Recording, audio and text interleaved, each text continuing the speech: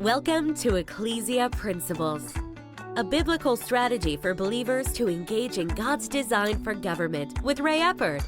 As far as you block the enemy, it's better even to be closer to their borders, not to let them even get out of their cocoon, than let them spread. You know, when they are in their borders, you block them on a smaller perimeter. But then it starts to come out and they spread. You need to spread your army much wider.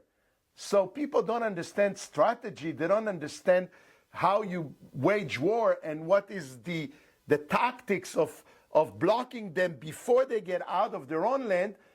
It's going to be so much harder to block the island from all around. And we have seen Chinese balloons. That's insane. Over the state. No, we've seen Russian bombers flying over California at Obama's administration.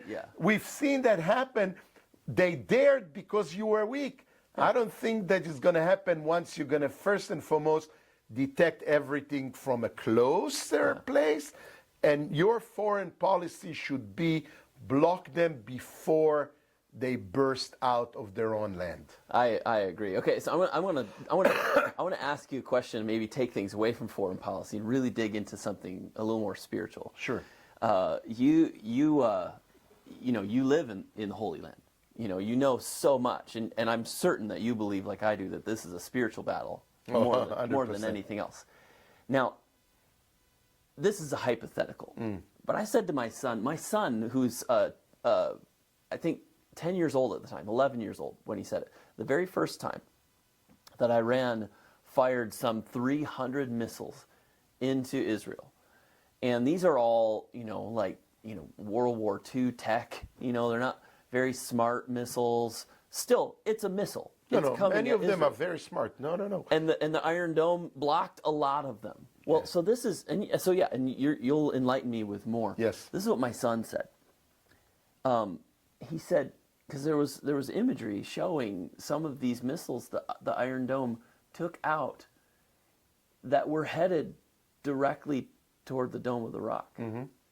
And I'm just like, he said to me, he's like, now again, just blame it on a young, the words of youth that don't know any better, okay? If YouTube shuts us down for this statement, forgive me, I'm not suggesting this.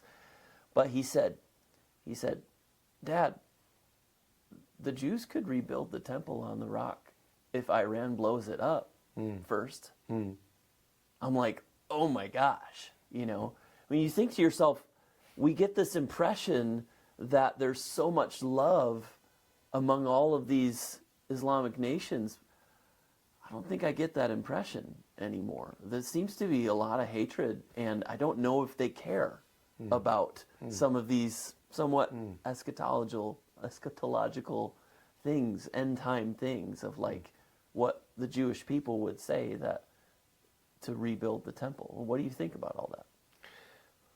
Let me make a little bit of order into that, because first you have to remember that the Iranians are Shiites, and they'll fight until the last breath of the last Sunni, but they will not sacrifice any Shiites. They don't care if the last Sunnis in Gaza will die for their interests, or the Sunnis of Syria, or the Sunnis of Iraq or other places. They don't bring their troops to fight in Israel. It's almost like another religion. It is another religion. Wow. You have to go back in Islam and see Iran was fighting against Iraq, Shiites against Sunnis for 10 years, killing 1 million people between the two countries. More Muslims were killed by Muslims from the beginning of history than by any Christian or any Jew or any other war by 100-fold. The Shiites against the Sunnis against the Sufis, the Alawites against the Shiites. They fight each other to the death.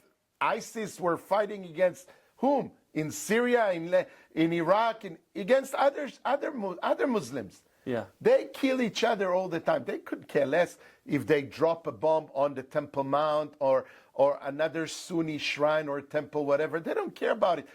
Jerusalem don't even appear once in the Quran. 699 times in the Bible, from Genesis to Revelation, not even once in the Quran. What does it tell you? All they care about is Mecca and Medina. That's it. Jerusalem considered to be the third most important place because Muhammad has his night journey, and I don't know, maybe the Americans couldn't allow Muhammad to go straight from Saudi Arabia to heaven to receive the Quran, so there was no flight zone. He needed to come to Jerusalem, meet with 3 tour guides, one is not enough, with Moses, with Elijah, and Jesus, and the 3 of them, according to the Quran, took him to heavens to receive a book that contradicts everything they believe in. Makes a lot of sense to the Islam. You've been listening to Ecclesia Principles with Ray Eppard. Follow us on YouTube and Facebook on our Ray Eppard pages. This program was brought to you by Victory Worship Center and World Outreach. Services Sunday 9 o'clock and 11 o'clock, 200 Hammond Lane, Stanton, Virginia.